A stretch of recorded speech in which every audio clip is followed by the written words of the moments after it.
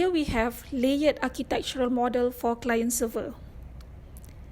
It has 4 layers, which are presentation, data handling layer, application processing layer, and database layer. Each layer serves for different purposes.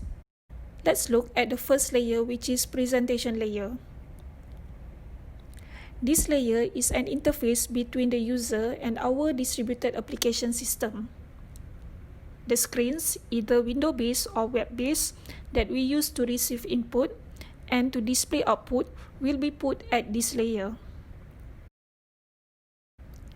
Then, we have data handling layer. In this layer is where we check data, generate the page, so on and so forth. It is basically formatting our format for the display. So, the data that we get from presentation layer need to go through this layer for checking or validation before we further process it. Similarly, when we have data from a process, it will be passed to the data handling layer.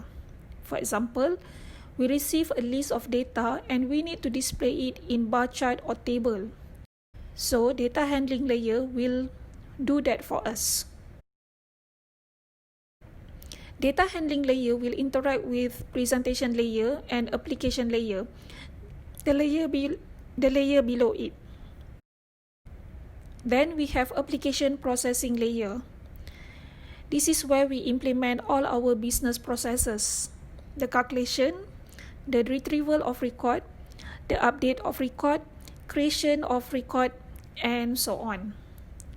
So here is where we put our business processes. And finally, we have database layer. It is a layer where we implement our table structure, put our stored procedures and triggers. A basic question: does both client and server have this structure or one of them?